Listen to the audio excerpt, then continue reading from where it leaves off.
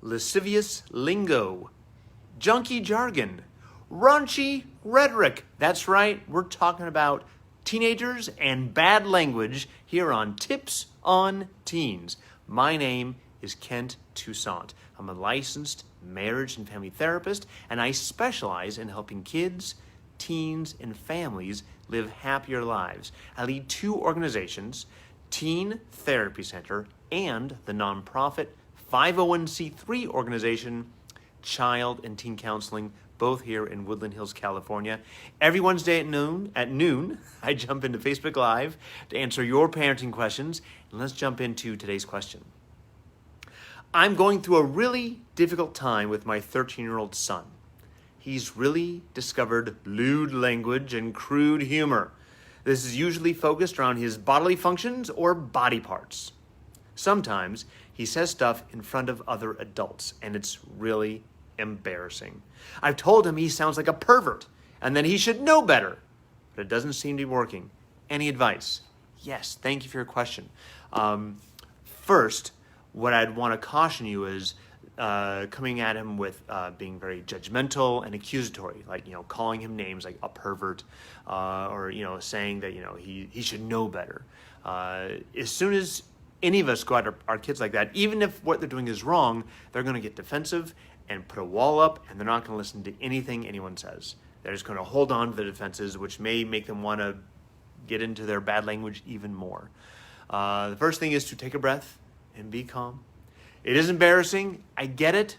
But it doesn't have to be your embarrassment. It can be his embarrassment. Now, he could be saying these things in front of grandma or at the family reunion. Everyone's looking at you like, what kind of parent are you? And I understand that. But he's already said it, so let's stay calm. What I would recommend doing is talking to him about what's the meaning behind the words, right? Because we all have used bad language here and there through our lives, some more than others, and we've all used it for a reason, because they carry weight, they carry power. If you say a bad word and describe, usually it's an adjective, right? It gives something emphasis and power. And I'm wondering if your 13-year-old son is feeling a lack of power in his life, and that's where he feels it. It's an easy grab for power, because adults jump up and dance, right? Oh my gosh, how dare you say that? And how easy it was to just utter a few words and make other people uncomfortable. Because maybe deep down inside, your son is feeling really uncomfortable, and that's what he's grabbing for strength. So I'd want to explore that with him. I also want to explore if he really understands the meanings of some of these words. Now, maybe he's just using, describing bodily parts and bodily functions in a really inappropriate, crude way, which is not uncommon for 13-year-old boys to do. I have to acknowledge that. I was a 13-year-old boy once. Many 13-year-old boys go through this because it's really funny. As you get older, it gets less funny, depending on the context. Who knows? But I think it's really important to make sure that you're talking about how these words affect other people, not from a place of judgment and anger, but from calm and empathy. So if you know that grandma is clutching her pearls going, oh my gosh, oh my goodness, explain to him, this is really hurtful to grandma. And you say, well, I want grandma to hurt. And maybe he wants everyone to feel bad because inside he feels bad, and that gives him power. And again, if it's pretty deep, you may want to talk to a therapist, possibly. It may not go that far. Another thing we need to consider is if he's online a lot, he's playing video games a lot, the culture in video games is pretty toxic. It's all about trash talk and who can one up and who can say the most hurtful, most horrendous thing possible. And you couldn't do that when we were kids because you do that face to face and you get punched in the face eventually.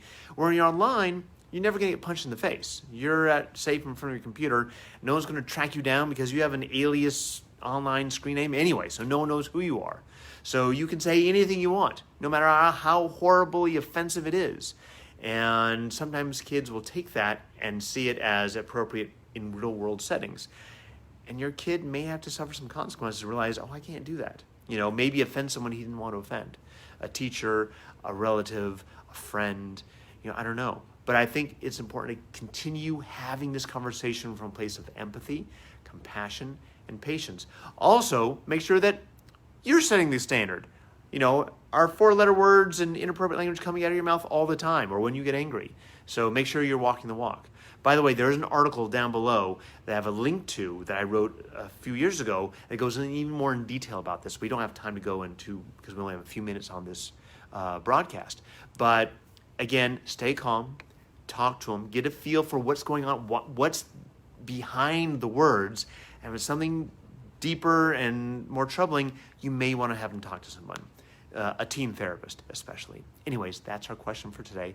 Thank you very much. Again, my name is Kent Toussaint with Teen Therapy Center and Child and Teen Counseling. If you'd like a question you'd like answered, email us at tipsonteens@teentherapycenter.com. Thanks again. I will see you guys next Wednesday at noon on Facebook Live. Have a great week. Bye-bye.